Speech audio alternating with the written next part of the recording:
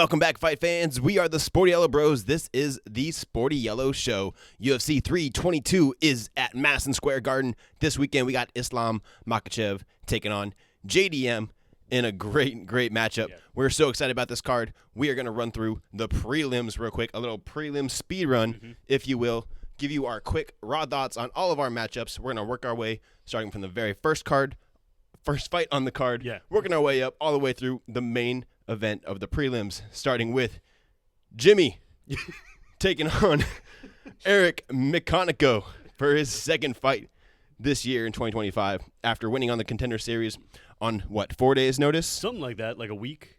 And then took a fight on even shorter notice the same week. So he fought Tuesday on Contender Series, fought another guy who picked up the fight on short notice that weekend, got a second-round knockout. It was actually really entertaining. It was a great fight. Yeah, and I don't know if that other guy has gotten a second shot yet. I know that Dana said that he wanted to. He did get signed. He does have a contract in the UFC, and good for him because Eric Nolan put on a show and a fight that he was given no chance to win. That's right. Susarkayev is a beast. Yep. He is a monster. 10-0, out of Russia, and this will just be another easy win for him. This is the UFC giving him a W. Yep. They want to build him up slowly, and this is the perfect matchup for him. Yeah, Baisangar has a great finishing record. I think 9 of his 10 fights have been come by finish, 8 by knockout. Eric Mikonico, all 3 of his losses have come from TKO. My prediction is his 4th one is also a TKO loss. Baisangar, a.k.a. Jimmy, 2-0 in the UFC. There we go. We're moving on. Yep. Oh, boy. Bet you didn't think we would pull it out this quick, but here we are, the undefeated, undisputed, never lost a flip, almighty coin. We got Angela Hill versus Fatima Klein, and Angela Hill's heads. Go. What we get? Heads? Angela Hill wins. There we go. Nice. Nice and easy. The veteran gets the W. Will the coin be wrong? Never. Okay. Moving on, we got Pat Sabatini versus Chepe Mariscal. This is the rematch you didn't know you needed. Yeah.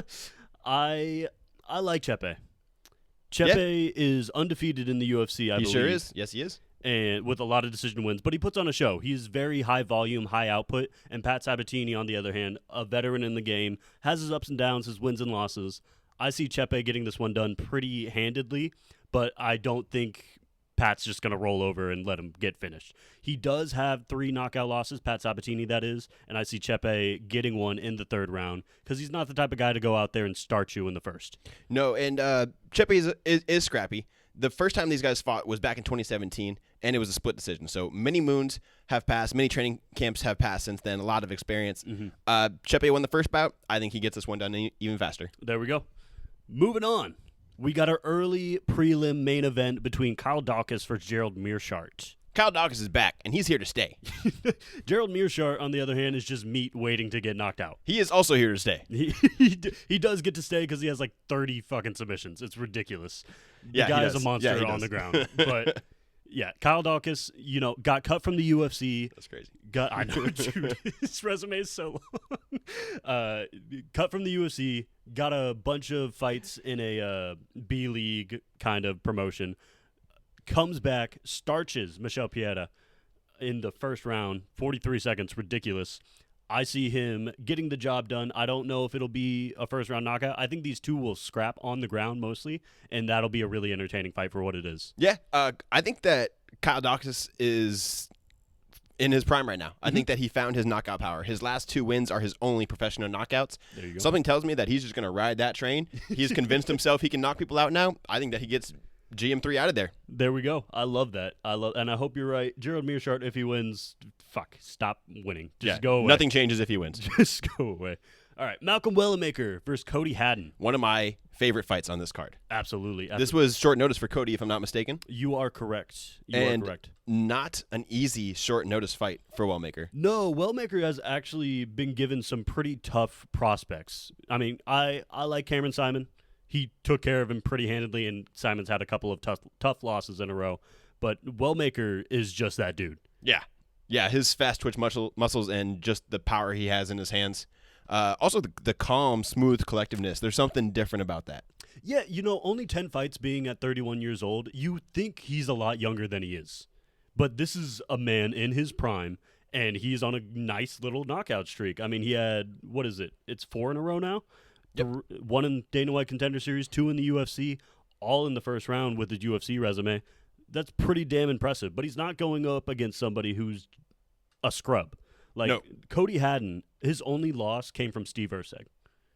How about that?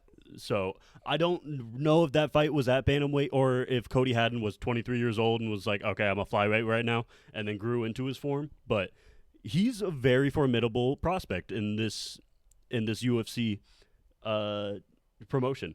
I think this fight goes past the first round, but Wellemaker still gets it done. Yeah, I think Cody is the best bantamweight in Australia, period. I'm going to say that. And I'm going to say Wellmaker gets it done in the third. Nice. I like that. Because Americans are better than Australians. USA. All right. It wasn't gone for long. We are back with the undisputed coin toss. Aaron Blanchfield, Tracy Cortez's tails. You know why. There you go. Yes! Yes! I do think Aaron Blanchfield is a beast, but this coin is spoken, and Tracy Cortez wins. I'm not sure what the odds are on this one, but the coin speaks. I'd rock with Tracy. No, I wouldn't put my money on this one, but hey, the coin is spoken, so we're rocking with Tracy. We know what we're about.